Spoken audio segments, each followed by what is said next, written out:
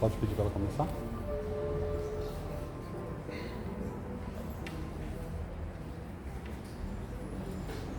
Boa noite a todos. Boa noite. Sejam todos bem-vindos. Eu vou fazer a preleção de hoje e para a gente começar, eu peço que todo mundo possa fechar os olhos, se acomodar na cadeira, deixar todos os problemas lá fora e vamos cuidar de nós. Deus, conceda-me a serenidade para aceitar as coisas que posso mudar, a coragem para mudar as coisas que posso, e a sabedoria para discernir uma coisa da outra, vivendo o dia de cada vez, apreciando o momento de cada vez e recebendo as dificuldades como um caminho para a paz e, como Jesus, aceitando as circunstâncias do mundo como realmente são e não como gostaria que fosse, confiando que o Senhor tudo fará.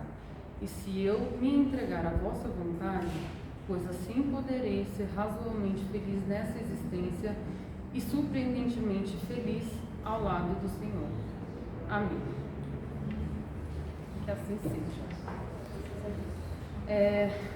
Eu vou falar um pouquinho hoje, eu montei um material para falar um pouquinho sobre a oração na visão do Espiritismo.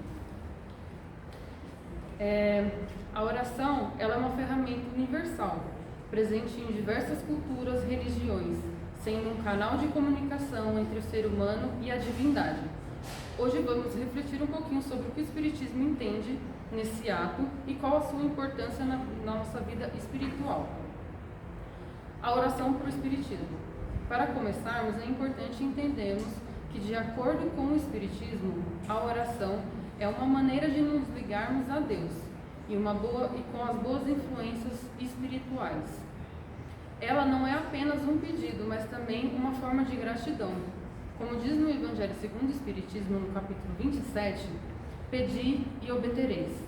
A oração é um apoio, é uma bússola que guia o homem para Deus. O Espiritismo ele traz 3 pontos importantes sobre a oração. A oração ela é como um ato que nos liga ao Criador.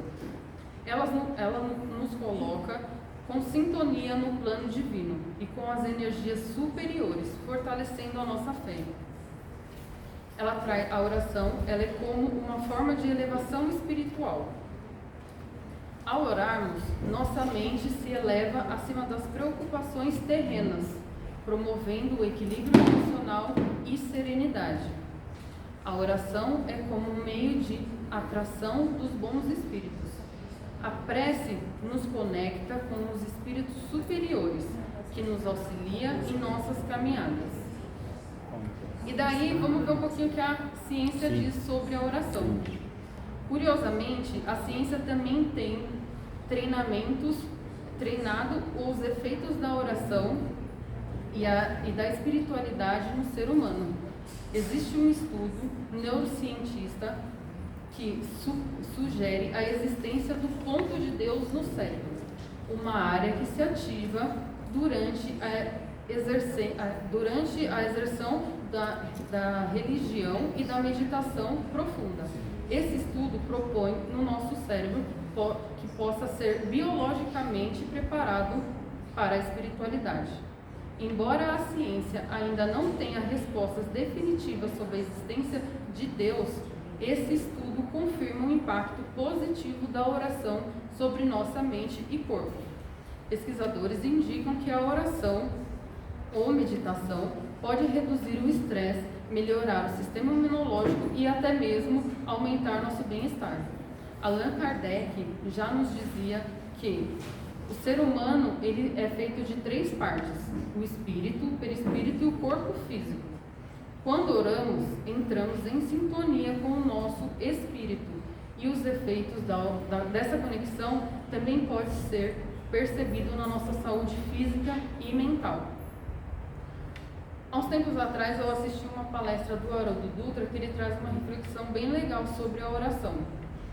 Ele nos convida a perceber que a oração não apenas é como um ato de súplica, mas como uma verdadeira transformação interior. Para o Haroldo, quando oramos com profundidade, estamos na verdade criando em nós um estado de sintonia com as leis divinas. Ele diz: a oração sincera e verdadeira nos tira do rumo do mundo externo e nos leva para um lugar de silêncio, onde podemos ouvir o que a vida, Deus e os espíritos de boas afinidades estão nos falando.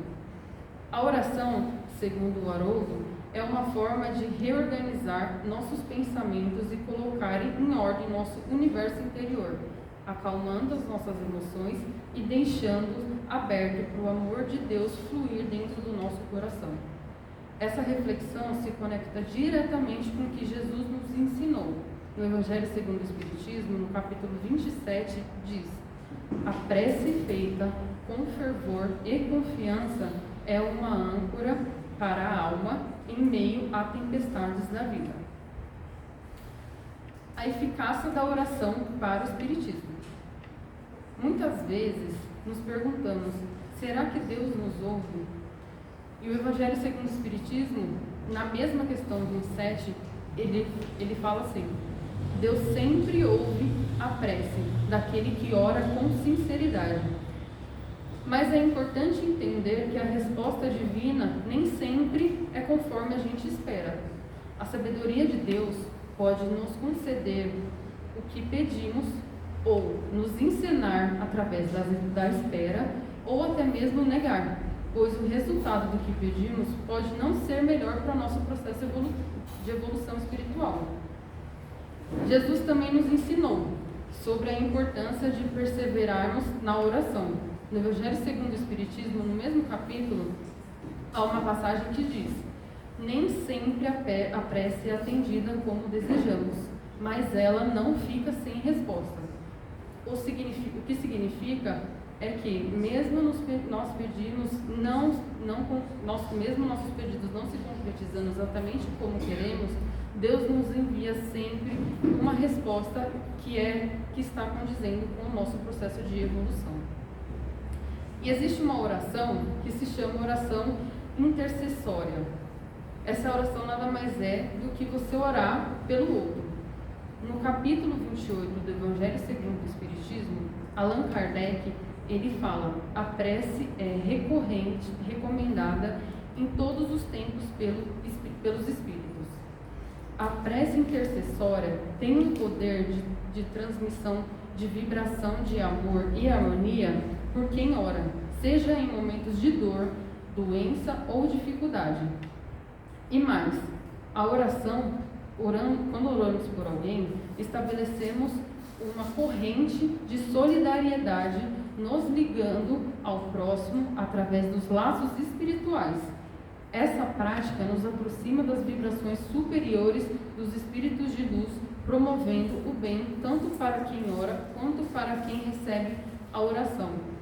Eu li um livro um tempo atrás que fala sobre exatamente isso, oração intercessória, que é o relato de um padre da Igreja Católica, que ele faz orações em hospitais, e ele relata casos assim inacreditáveis sobre pacientes que não tinham família orando e pacientes que tinham família orando, pacientes em casos terminais, que acontecem coisas assim que é até difícil dos olhos acreditar. Você está vendo e você não consegue acreditar o que está acontecendo. Então é um livro bem legal, porque ele te traz para uma realidade do que realmente é a oração.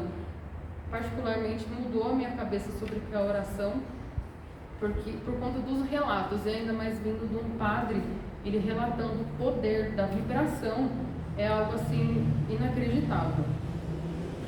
E daí, para concluir, eu gostaria de enfatizar que a oração, segundo o Espiritismo, é mais do que uma rotina simples. Ela é uma ferramenta poderosa para o nosso crescimento espiritual. Ela não só nos conecta com Deus, mas também nos ajuda a lidar com os desafios da vida, de sermos mais resilientes e cultivarmos a paz interior. Como o Haroldo dizia, a oração está nos reconectando com o nosso silêncio interior, abrindo espaço para ouvir a Deus reorganizar a nossa alma. Então, que possamos orar mais e ter essa conexão com Deus. Esse estudo que fala sobre o ponto de Deus é um estudo bem interessante. Quem puder pesquisar, ele é bem interessante e ele fala que um simples gesto, que nem precisa ser algo tão profundo, às vezes se você colocar uma música de louvor, ou apenas de você olhar para cima, ou fazer esse gesto, essa parte do cérebro que falam que é o ponto de Deus, ela já se conecta e já começa a liberar hormônios que nos traz prazer, nos traz tranquilidade para o nosso coração. Então é bem legal. Então eu desejo que todos nós possamos orar mais. E agora a gente vai ficar com a palestra do Fábio. Eu agradeço a presença de vocês e a atenção. Uma boa noite.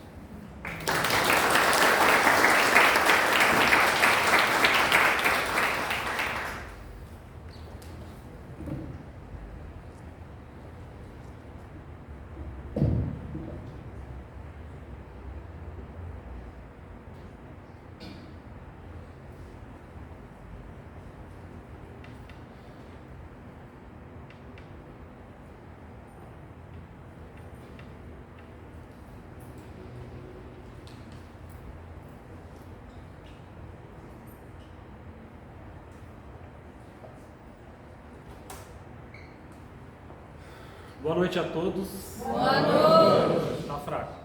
Boa noite. Boa noite a todos. Boa noite. Esse vazio todo aqui é medo, é isso? De sair na gravação, só grava pra cá, não tem problema. Podem ficar tranquilos. Obrigado pelo boa noite. Para quem nos assiste em casa, muito obrigado também pela presença de vocês. Se estão assistindo agora, boa noite. Se vai assistir num outro horário aleatório, bom dia, boa tarde e boa noite. Tem um relato do Chico, quando ele visita o nosso lar, ele entra numa câmera de tratamento e ele vê vários pontos luminosos assim, caindo do teto daquela sala. Vários pontos, na sala toda. E aí ele pergunta, o que está acontecendo? Alguém conhece a história, não? O que está acontecendo, né, para o espírito que estava guiando ele? E aí o Espírito fala, Chico, essas são as orações que o pessoal faz lá da Terra, os encarnados. E aí eles vão juntando esses pedidos, essas vibrações, né, para as pessoas que estão em tratamentos aqui. E aí no momento oportuno em que eles podem receber melhor, esses pontos luminosos vão caindo, são as bênçãos. Interessante. Então, orar nunca é demais. Por nós, pelo outro. Só o fato de a gente nos colocarmos em comunhão com Deus já acalma o nosso coração, né? Vamos à palestra? Vamos ao que viemos? Vamos lá. Eu mudei o tema da palestra. Na verdade eu ia falar sobre o propósito de nós estarmos encarnados, né? Por que estamos encarnados? Qual é o propósito da nossa vida? Mas vai ficar para uma outra oportunidade.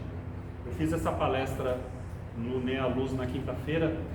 O tema foram eles que definiram e eu achei legal o bate-papo. Resolvi trazer para vocês hoje. A paz do mundo começa sob as telhas a que nos acolhemos. Nós vamos falar do quê? Família. A paz do mundo, o universo, as relações começam na família. No ponto de vista material, a família é a menor célula da sociedade, não é isso que a gente aprende na escola? Que a família é a menor célula da sociedade. Então é família, bairro, cidade, não é assim quando a gente começa as primeiras lições de geografia? Na visão espírita, a família não é diferente. É onde tudo se inicia. A única diferença é que não se inicia exatamente naquele ponto de partida. São relações normalmente que já se deram no passado, né? Então eu trouxe uma breve definição. O que é família? Para nós espíritas, ela começa com a oportunidade da vida. Nós já deveríamos ser gratos aos nossos pais por nos aceitarem reencarnados. Hoje, vocês não fazem ideia do problema que a espiritualidade está tendo, porque os jovens estão tendo menos filhos, né? As famílias eram numerosas. Minha avó uma teve 11, Carmen? 12 morreu. 12. Morreu um. Até que o nível de aproveitamento foi bom, né? Naquela época se encarnava muito mais quando criança. E a minha outra avó teve 5. É difícil hoje a gente achar uma família com 5. Com 2. A minha teve 2. A do meu filho vai ter 1, provavelmente a da minha filha tem um pouco mais, vai depender da coragem. Depois do primeiro que já está a caminho. Mas as famílias começam a ter menos filhos, e como é que faz com a necessidade dos espíritos que precisam reencarnar? Então, quando a gente tem essa oportunidade da reencarnação, já é uma gratidão muito grande. Quando um pai e uma mãe resolvem nos receberem como filhos, já é ótimo. Ô, gente, deixa eu só fazer um adendo aqui, tá? Eu não quero que os casais, companheiro, companheira, se tiverem presentes, se sintam ofendidos, tá? Eu vou falar do modelo que eu mais convivo, né? Que é a família homem e mulher. Mas tudo aqui serve para a família homem-homem, mulher-mulher, tá bom? Tá tudo bem, o Espiritismo não condena esse tipo de relação, o Espiritismo promove o amor. Amém? E tá tudo certo, tá? Então, não me julguem mal, é que é um modelo que eu estou mais acostumado a conviver e dar o exemplo, não tem jeito. Então, é essa família que nos acolhe, só por isso nós já deveríamos ser gratos aos nossos pais. Vamos lá, então vamos do início. Como que essa família é formada? Às vezes a gente não tem a sensação de que a gente nasceu na família errada. Quantas vezes a gente pergunta, o que eu estou fazendo aqui? Eu me sinto um estranho no ninho. Às vezes as pessoas se sentem assim, né? Sente pouca afinidade com as pessoas que estão compondo aquela família. E é verdade, é natural, porque a gente vai ver mais para frente como é que essas relações funcionam, né? Mas reflexos do que trazemos em relação às nossas conquistas e aos equívocos que cometemos em outra existência. Eu vou dar um exemplo de um caso verídico. Em 1800 e alguma coisa, um rapaz se aproximou de um fazendeiro. Ele não tinha filhos nem esposa. E ele tinha uma fortuna muito grande. O rapaz, já mal intencionado, se aproximou desse fazendeiro e o matou. Tomou conta da fazenda e ficou com a sua fortuna. Logo em breve, ele conheceu uma moça que o encantou, por ele ser um homem rico, fazendeiro, né? Casou com ele. Uns 2 anos depois, ela engravidou. Adivinha de quem? Do fazendeiro que ele matou. Era óbvio, né, que essa oportunidade viria em breve. E o que aconteceu? Esse rapaz nutriu um verdadeiro amor por esse filho. E esse filho nutriu um verdadeiro amor por esse pai. E eles viveram se amando demais. E o fazendeiro teve a oportunidade de lidar com a fortuna que ele juntou. Ele usufruiu daquela fortuna porque era de merecimento dele. Mas o mais importante, ele conviveu com um amor que ele não teve na encarnação passada. Ele não se sentia amado, porque ele não tinha família. Os pais dele morreram muito jovem. E ele não soube constituir uma família. E aí, nessa experiência, a família veio exatamente da forma que ele precisava. Então, até no caos, o plano espiritual é inteligente. Vocês acham que o perdão foi conquistado? Acho que sim, né? Por isso que nós temos a dádiva do esquecimento. Graças a Deus. Já pensou se olhar para o lado, no meio da madrugada, de repente veio aquele flash, aí você olha assim, foi você que puxou o gatilho. Se morar em andar alto é capaz da gente abrir a janela, né? O resto a gente não precisa comentar. Então, é por isso que a gente esquece do passado. E o espírita é preguiçoso. Vou falar do palestrante. Normalmente a gente vem aqui e fala assim, na família que a gente encontra os nossos maiores inimigos. Quantas vezes vocês já ouviram eu falar isso? Só que a gente não fala o ensinamento completo. A gente joga isso no ar e deixa. Segue a palestra, é um outro tema, não está falando de família. E a gente precisa entender isso. Mas a relação familiar é positiva. para o desenvolvimento daquele amor. Quer melhor do que um filho, uma filha, um irmão, um inimigo do passado? Não é muito mais fácil da gente amar? É mais fácil da gente amar um filho ou um colega do trabalho? Ah, mas tem dificuldade de relacionamento. Tem? Lógico que tem. Todo lugar tem. Ah, mas tem aquele que a gente tem mais afinidade. Tem também. A espiritualidade, ela é sábia, né? Ela compõe o seio familiar dessa forma mesmo. Alguns com mais afinidades, outros com menos. De repente põe um bem cabeça dura, um mais sábio, que é para manter o equilíbrio da família. Não é assim? Tem, né? Normalmente a mãe... Eu estava assistindo uma palestra esses dias sobre isso, eu achei engraçado. Na maior parte dos romances espíritas, quando desencarna, o homem desce e a mulher sobe, né? O que aconteceu com o pai do André Luiz? E com a mãe? Porque normalmente a mulher é, né, normalmente na relação familiar a mulher é mais humana, mais compreensiva, mais amorosa. Por isso que a gente troca de sexo também. Porque a gente precisa desenvolver esse outro lado. Sem dizer da inteligência feminina, né? A mulher está no telefone, cozinhando, o filho está puxando a calça, mãe, e ela está assistindo a novela. Não queima comida, ela está entendendo tudo que está acontecendo na novela, ela vai atender o filho e vai continuar conversando. A pessoa que está do outro lado da linha nem percebe.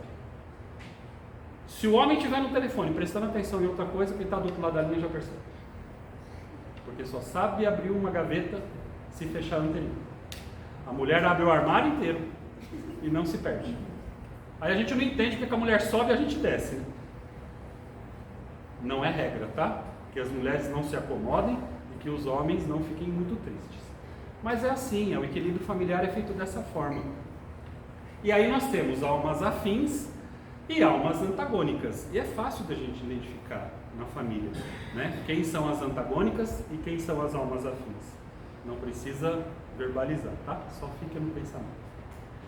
Aquele que você está falando, nossa, esse podia estar aqui hoje, esse provavelmente é o antagônico da sua família, né? Não devia estar aqui hoje. Quem devia estar era nós, que estamos aqui. E qual a finalidade da família? O aprendizado e a evolução individual e coletiva. E o acolhimento no processo de evolução. E o aprendizado da lei de amor, aonde a gente aprende ou não a amar. Aonde a gente aprende ou não as primeiras noções de liberdade. Ou deveria aprender, pelo menos, né? O meu irmão só vai brincar com o meu brinquedo se ele pedir para mim. Se ele pode brincar, eu só posso colocar uma roupa ou usar um perfume principalmente, né? Porque ele vai sentir, se eu pedir para ele, senão não dá briga. Dá briga, a gente não gosta. Ainda mais irmão que divide quarto, a gente não gosta de ver o mais organizadinho, sempre fica com mais, tá balançando a cabeça por quê? O mais organizadinho sempre tem o mais bagunçadinho, é assim. Porque um vai passando a experiência para o outro, um vai dando o limite para o outro, um pega o brinquedo sem pedir e o outro fica irritado porque gosta que pede. E aí nós vamos criando os limites na menor célula da sociedade espiritual. Funciona da mesma forma. E aonde que nós temos os primeiros contatos do amor? Começa na amamentação, né, gente? O cavalo já nasce andando. Horas de vida e o cavalo está andando. O bezerro também. O homem demora quanto tempo para andar com as próprias pernas? Fisicamente, 1 ano. Espiritualmente, moralmente, tem homem com 50 que não aprendeu a andar ainda. Não é? Porque nós, seres humanos, temos essa dependência de quem nos provê. É natural, é pensado. Porque nós precisamos ficar mais tempo dentro do seio familiar. Porque o nosso aprendizado é mais lento. Porque a gente forma a personalidade dos nossos filhos na infância.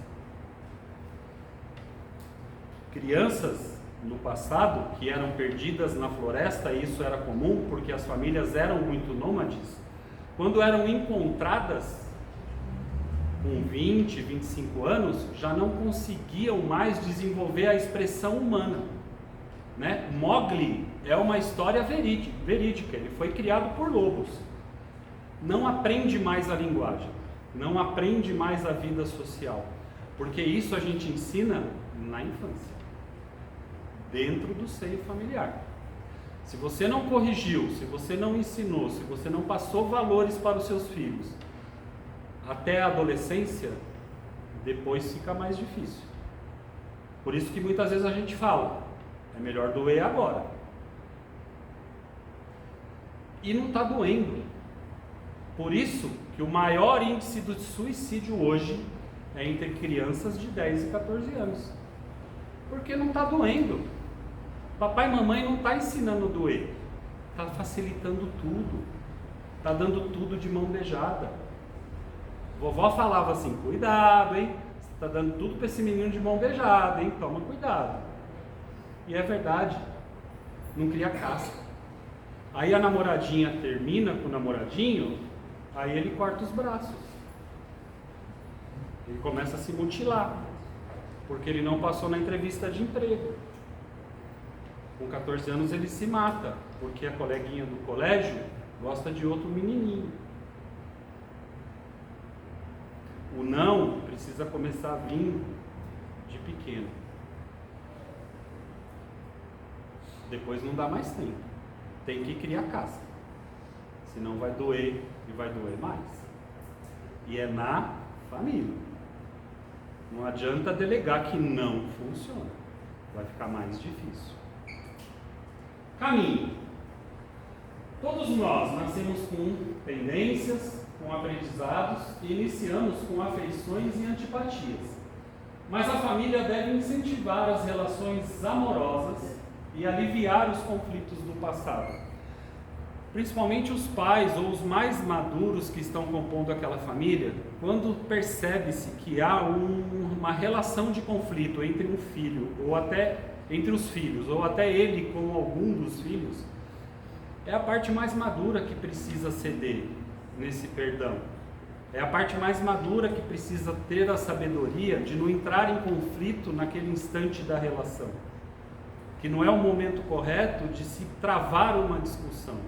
Muitas vezes, a autoridade precisa ser colocada de forma clara, mas com sabedoria. E uma coisa que não se negocia em família é autoridade. Não se negocia autoridade em família. Hoje a gente vê filho mandando em pai. Hoje a gente vê filho dominando mãe. Eu fui dar uma palestra esses dias e apareceu a plaquinha do celular, né? Igual a nossa aqui, eu copiei desse centro, inclusive. E aí a mãe estava brigando com a menininha, porque a menininha queria o celular e ela falou que não era para dar, que não ia dar. Aí apareceu a plaquinha, a mãe falou assim, ah lá filha, tá vendo? É proibido. Aí ela olhou para o lado e falou, mas o papai está mexendo. Semana retrasada eu vi essa cena num centro espírita. O exemplo precisa vir da onde? A autoridade sem exemplo não funciona. Por isso que dá trabalho cuidar de filho. Dá, lógico que dá, mas tem que ter autoridade. Minha casa, minhas regras. Nós moramos na casa de quem? De quem que é esse planeta aqui? É de Jesus, não é? Ele que é o nosso governador, ele que formou o planeta, e ele veio há 2000 anos atrás e ensinou para nós o seguinte: ninguém chega ao Pai senão através de mim. Ou seja, qual é a regra da evolução do planeta Terra? Amar a nós e ao próximo. Fala para Jesus, fala assim, Jesus, vem cá, vim negociar um negócio com você aqui. Eu não vou amar não, dá trabalho, mas eu vou evoluir.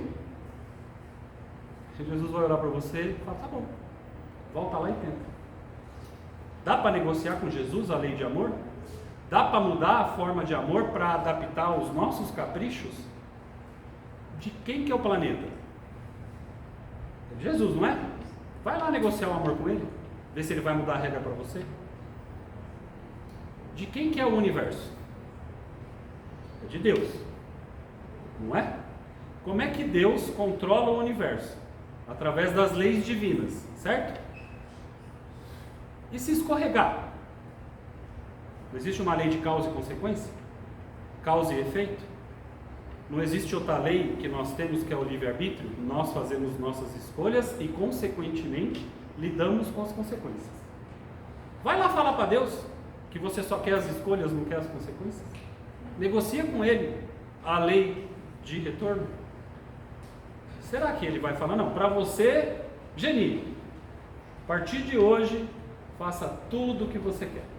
Nada vai acontecer de ruim com você. Você não vai precisar pagar, não vai precisar reajustar o que você está desajustando, mas só a Geni. Deu certo, ela foi lá negociar com Deus, conseguiu. É assim? E como é que fica a regra de que todos somos iguais perante a Deus? Aí, a criancinha de 5, 6 anos começa a negociar com o papai e com a mamãe, com 10 manda na família inteira. É ela que decide o canal, ela que decide o que vai assistir, ela que decide quanto tempo vai ficar no celular, e tá tudo bem. Deu certo. Aí quando vem as decepções com 16, com 18 anos de idade, o quarto escuro começa a funcionar. Não houve autoridade, não houve aconselhamento, não houve amorosidade. Esses dias eu presenciei, não presenciei, eu tomei parte de algo que aconteceu numa família. A mãe colocou a filha de castigo sem celular por mais uma semana. Já estava de castigo, colocou por mais uma semana. Sabe o que a filha falou para ela? Tá bom, só que você e o papai vai ter que conversar comigo. Como assim? A gente conversa com você. Conversa. Bate na porta para falar que tem que ir lá comer, almoçar, jantar. Conversa nossa é essa. Eu quero que vocês conversem comigo. Conversem. Sentem e me ouçam. Autoridade sem exemplo não dá certo. Primeiros exercícios da lei de sociedade. É a partir daqui que partimos para o amor universal. Iniciamos as noções de solidariedade, respeito, limite, liberdade, e é uma ambientação para algo maior. Então, assim, se a gente não aprender a se amar e amar ao outro, a hora que nós formos para o amor universal, nós vamos ter a mesma dificuldade. Por isso que muitas vezes a gente encontra pessoas que têm dificuldade de amar, de demonstrar o amor, de demonstrar o afeto, o carinho. Não é porque não ama, é porque não aprendeu. E muitas vezes, porque o papai e a mamãe também não foram ensinados dessa forma, Fizeram parte de uma geração mais ríspida, mais endurecida. E aí cabe a nós ir quebrando esses estigmas, ao invés de ficar condenando os nossos pais. Eu não sei amar porque minha mãe não me amou. Eu não sei abraçar porque minha mãe não abraçou, não. Muitas vezes é porque a mamãe e o papai não abraçou que você começa a reproduzir ao contrário. Eu vou abraçar e vou amar, porque eu não tive isso da minha mãe. Minha mãe foi ruim por causa disso? Não. Muitas vezes foi porque foi assim que ela aprendeu a amar. Ela te amou dessa forma. E a gente fica cobrando. Minha mãe tem que me amar, minha mãe tem que abraçar. Eu não abraço porque ela não me abraçou. Já já a gente vai falar disso. Temos laços familiares consanguíneos e espíritos afins para missões sociais, religiosas e etc. Não estamos limitados à nossa parentela. Não podemos esquecer que perante Deus todos somos irmãos. Aqui eu só fiz um adendo, tá? Não é dessa família que eu estou falando. É da família consanguínea mesmo, aquela formada, sob as telhas do mesmo teto. Mas às vezes a gente sente mais afinidade até com quem não é da nossa família. A gente se identifica, com a visão de irmão, de paternidade, de maternidade, com quem está fora do nosso lar. E é natural. São espíritos que foram colocados à nossa volta e no nosso caminho para interagir com o nosso sucesso. São pessoas que estão sempre do nosso lado nos aconselhando, nos animando, nos dando uma palavra de apoio. Por que não um irmão, consanguíneo de uma vida anterior, que está ali pertinho para te ajudar? Acontece também. E a gente identifica com muita facilidade. Está balançando a cabeça? É assim que funciona. Aqui eu quero só fazer um adendo, tá? Reconcilia-te com o seu adversário quando ainda está a caminho com ele. Eu quero fazer uma colocação que é uma outra coisa que a gente fala pela metade. Nós espíritas não condenamos o divórcio. O divórcio e a separação é para evitar um mal maior. Mas não podemos esquecer da responsabilidade do casal em relação aos filhos, devendo prosseguir de forma respeitosa e amorosa. Então, estamos numa relação tóxica, uma relação que já não tem mais o que oferecer para nós, que a gente já lutou, já fez de tudo, já conversou, já aconselhou, já chorou, já sorriu, já viajou, mas não tem mais jeito. Não dá para continuar casado. Os débitos estão aumentando. Os filhos estão presenciando brigas e brigas cada vez maiores, né? Que pode acontecer em algo, pode ocasionar até algo pior para a família. Precisa separar? Precisa. Vai voltar numa outra relação, numa outra encarnação, beleza. Mas se já estava difícil educar o filho dentro de casa, imagina se você estiver fora e distante. Então a gente precisa ter essa consciência. A gente encerra momentaneamente uma relação com o parceiro, com a parceira, mas a obrigação com a família continua. Precisa continuar provendo, precisa continuar educando, né? Tem pai que some aí, tem mãe que deixa com o pai e nunca mais vê o filho, a filha não quer saber se está tudo bem. Esse compromisso não acabou, ele continua e vai ficar mais difícil, principalmente por aquele que opta em estar mais distante, né? Hoje nós temos a dádiva da guarda compartilhada, mas poucos casais praticam isso. Normalmente um fica mais tempo com o filho ou com a filha. Voltamos. Então, nós falamos da Constituição, né? Do caminho, do objetivo. E o que pode nos ajudar a ter um sucesso familiar? É a gente enxergar, primeiro, a família acima de tudo é uma dádiva, não é uma dívida. Né? Quando a gente vem aqui palestrar e falar, os inimigos, né, os maiores estão dentro de casa. É o que eu falei, o espírito é preguiçoso, ele não dá lição completa. É por isso. Aí a gente começa a achar que tudo é dívida. Não, gente, é dádiva. É uma oportunidade para todos nós de amarmos de formas diferentes aquele que nós tivemos dificuldade de amar no passado. Né? Como um filho é muito mais fácil, como irmão é muito mais fácil. Imagina uma esposa que você no final da relação mais odiava do que amava. Não é mais fácil se ela vir como sua irmã numa outra encarnação?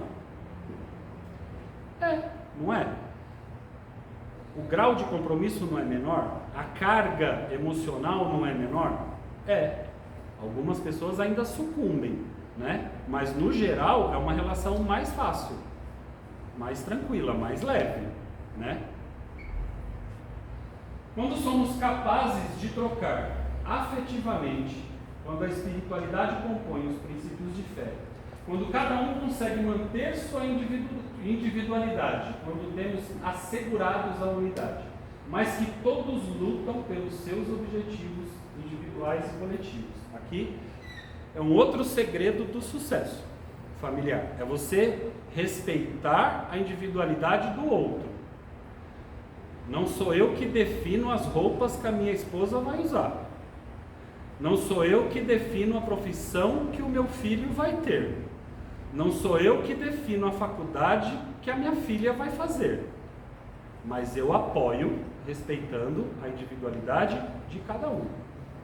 Por que a gente educa? Por que a gente passa lições morais? Para que na fase adulta, os nossos filhos possam fazer as suas escolhas.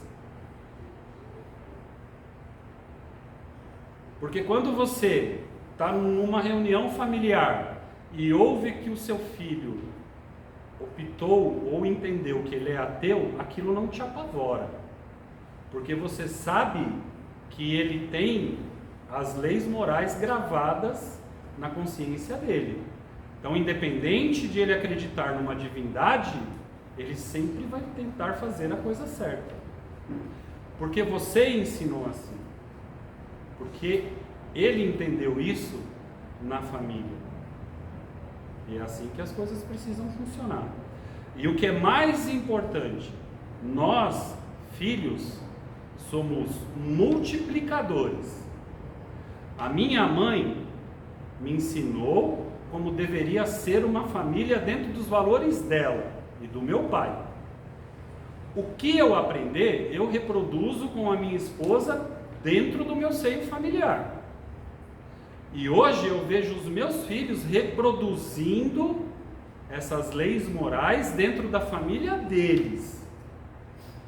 Tudo que nós fazemos em família será multiplicado, será reproduzido. A paz do mundo começa dentro do lar. É assim que nós precisamos entender. Eu aprendo, eu ensino, eu solto, eu liberto, e o que eu ensinei será multiplicado. E ai de mim, se eu não ensinei da forma correta. Porque a primeira coisa que o plano espiritual nos pergunta quando nos confia uma vida é: você tem consciência que essa vida até os 18 anos é uma responsabilidade sua? Não é da internet, não é do celular, não é do vizinho, não é do amigo, não é do tio mais queridinho. Ela é sua e de quem estará com você. Não dá para delegar isso. Não dá para deixar para o outro e voltar na próxima.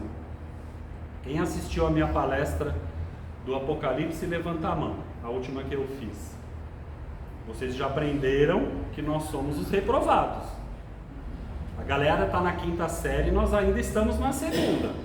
Não dá tempo de deixar para a próxima. Não dá tempo para vir de novo. Pode ser que nós venhamos, mas não no planeta Terra. E aí não adianta chorar que mamãe ficou e eu não posso mais entrar lá, que aí não vai ter mamãe para salvar. Não adianta chorar que a companheira subiu e que a gente desceu, porque a evolução é individual e as responsabilidades precisam ser assumidas da mesma forma. A amorosidade é o pano de fundo para o sucesso familiar. Se ela está presente, teremos um lar com combustível para uma longa caminhada de evolução. Sem esquecer que esses membros se multiplicarão formando outros núcleos familiares. É o que eu falei agora. Agora, qual é o grande segredo da família? Se a gente estudasse só essa frase na palestra, nós já aprenderíamos o que a gente precisa para essa noite. A amorosidade é o pano de fundo para o sucesso familiar. As relações precisam ter amor. Ah, mas é difícil. É difícil. Não é fácil mesmo, não. É difícil da gente se amar. Tem vezes que eu olho para mim e falo: mano, eu não casaria com esse cara, não. A maioria de que está aqui não casaria consigo mesmo. Num primeiro momento até acha que casa, mas se começar a botar no papel, fala: é melhor eu achar outro. Muitas vezes a gente tem dificuldade até de nos amarmos. Quem dirá do outro, totalmente diferente, e não adianta querer mudar. Estava assistindo uma palestra do Rossandro, perguntaram para ele, falou: a pergunta que ele mais ouve do consultório é assim: como é que eu mudo o meu marido? Como é que eu mudo a minha esposa? Ele respondeu assim: o dia que eu aprender como é que faz isso, eu escrevo um livro e fico mais rico que qualquer escritor nesse mundo. Porque eu vou vender o segredo da felicidade. Porque a gente acha que vai ser feliz mudando o outro. Porque a gente cria expectativa achando que a nossa felicidade está no outro. Ame, sem expectativa. Por que a mulher se decepciona tanto com o homem que ela casa? De repente não é nem porque o cara é ruim, não. É porque ela faz 10 coisas ao mesmo tempo, o cara só faz uma. E ela acha que o cara vai ser como ela, porque é assim que a gente julga o outro, né? Eu quero que seja como eu. Não, não vai ser como você. Para começar, você é mulher e ele é homem, né? Talvez a relação entre duas mulheres dê mais certo por causa disso. Já de dois homens eu não sei como é que ficaria. Mas, por quê? Porque é uma caixinha de cada vez. E aí você cria a expectativa do que o outro precisa ser como você quer para que você seja feliz. Esses dias eu celebrei um casamento e eu falei: quem casa para ser feliz, sei não, hein? O casal que eu casei foi aqui na casa. O casal que eu casei, quando eu fiz a entrevista com eles, né? A primeira coisa que eu perguntei, falei: vocês estão felizes? Estamos. Falei: então vocês podem casar, porque tem que estar feliz antes, e bem feliz, porque depois vem a prova. Muita felicidade mesmo, para resistir. Porque se achar que vai ser feliz depois que casou, a chance de dar errado é grande. Sabe por quê? Porque eu não preciso do outro para ser feliz. Não preciso do outro para ser feliz. Deus me criou inteiro. Agora, compartilhar felicidade com o outro não é mais gostoso? É tão bom quando a gente fala isso, o casal dá mão. Porque está no caminho certo. Não tem cobrança. Eu sou feliz junto à minha felicidade com a felicidade dela, e aí somos mais felizes ainda. É lógico que ela vai se sentir muito melhor ao meu lado se eu estiver feliz. É lógico que eu vou me sentir muito melhor ao lado dela se ela estiver feliz. A chance de dar certo é muito maior. Agora, se eu achar que é ela que vai fazer feliz, ferrou. Porque ela não está dando conta nem dela muitas vezes. Como é que vai dar conta de mim? Minha felicidade é problema meu. A do outro é do outro. Agora, quando a gente junta, fica bom, né? E casamento não divide, tá, gente? Se vocês estiverem numa celebração onde alguém fala assim: agora vocês vão começar a dividir o tempo de vocês, já começa a orar pro casal, porque vai dar errado. A gente soma. Eu somo um pouquinho do meu tempo que sobrou com um pouquinho do tempo dela que sobrou, e aí a gente faz alguma coisa junto. Assiste uma série, bate papo, coloca o papo em dia. Esse negócio, agora vocês vão dividir a obrigação dos filhos. Ferrou. Soma a sua inteligência com a inteligência do outro e educa o filho junto. Porque agora vocês vão começar a dividir conta. Soma o seu com o do outro, paga as contas junto. E comemora o sucesso de que foi conseguido ser pago. Porque senão começa. Você pagou a luz? Eu não. Você pagou o condomínio? Então, você está vendo? Precisa ter conta conjunta. Mas, né, as despesas são conjuntas. Soma o sacrifício de cada um e o sucesso do casal conseguir dar conta de tudo junto. É assim que funciona. E quando o outro está chorando? Soma o ombro. Você está numa situação melhor? Soma o ombro. Eu já falei aqui, quantas vezes eu percebi que a pessoa do meu lado estava chorando, eu fiquei com medo de perguntar o que ela tinha. Porque eu não queria ouvir. Porque eu tinha medo que era comigo. Eu não somei o meu ombro com a lágrima dela. Só podia dar errado. E aí a gente tem que corrigir a rota e é muito mais complicado. Casamento não divide nada. Soma-se tudo. Tudo é somado no casamento. Não existe palavra divisão. Na pior das hipóteses, compartilha. Então vamos compartilhar aqui as obrigações, mas não soma nada. Beleza? E o amor sempre em primeiro lugar. Numa conversa, num puxão de orelha, numa lavada de roupa suja. Se o amor vier à frente, você pode falar para o outro tudo o que você sente. Ele vai entender que é para o bem dele.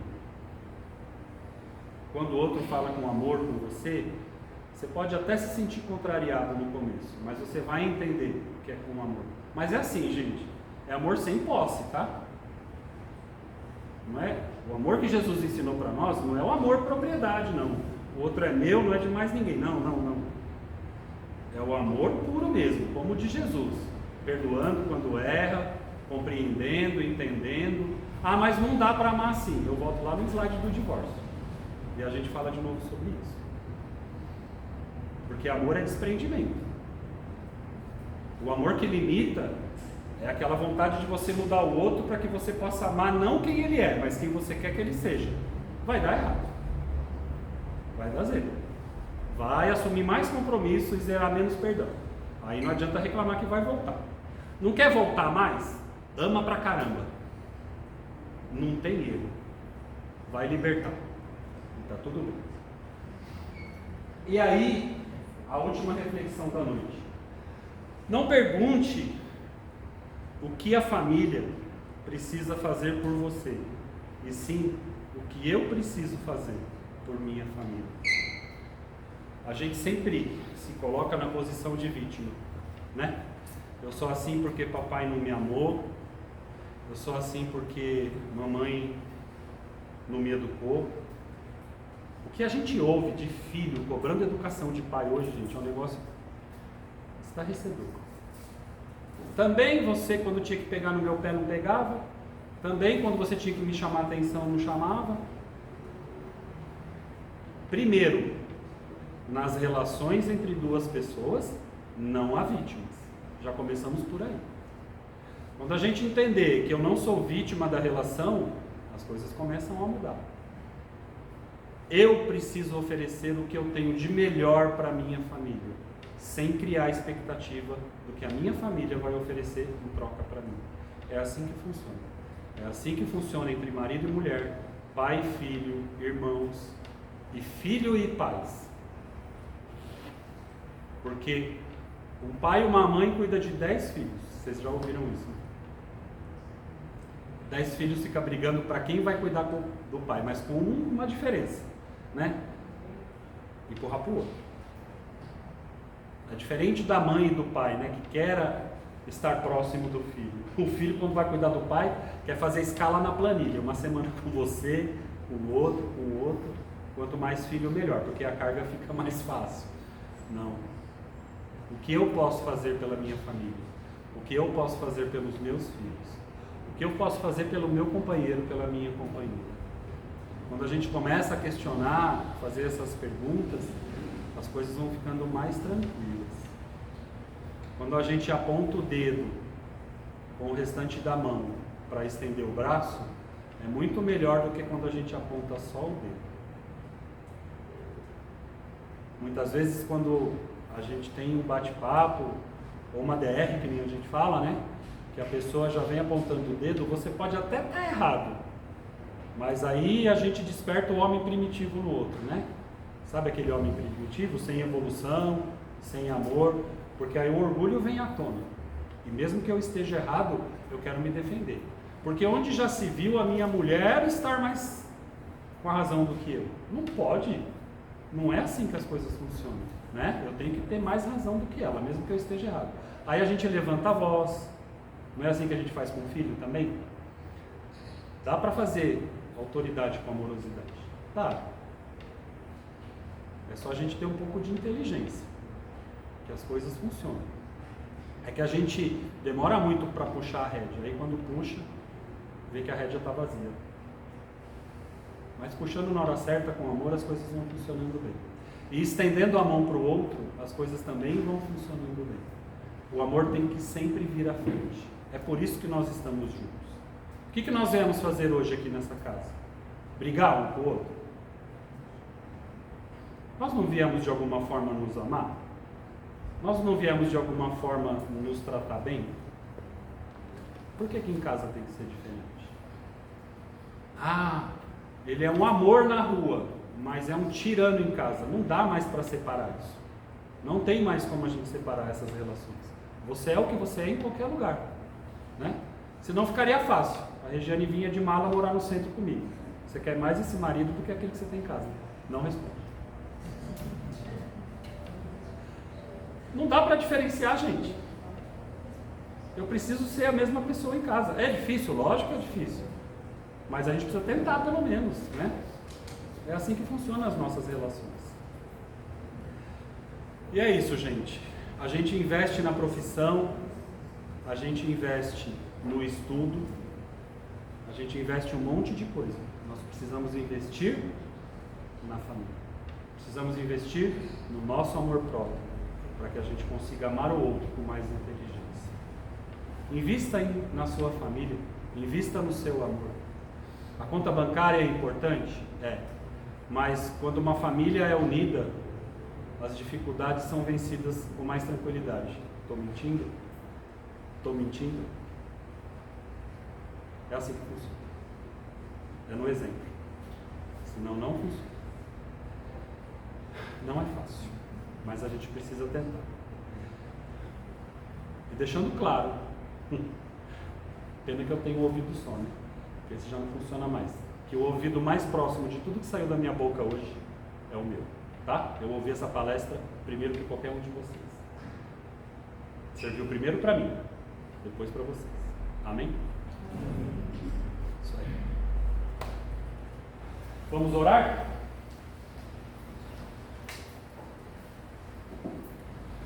Então vamos primeiro agradecer ao Pai Maior pela oportunidade que tivemos desta vida. Agradecer a Jesus por todas as lições de amor que Ele nos trouxe nesse planeta. E agradecer aos nossos pais que nos receberam, nos deram a oportunidade de reencarnar. Gratidão, Pai, gratidão, Mãe, por essa oportunidade. Agradecer aos filhos que estão sendo confiados a nós, para que possamos educá-los e amá-los com sabedoria e amor. E que aproveitemos essa oportunidade de relação também para reajustar os erros do passado.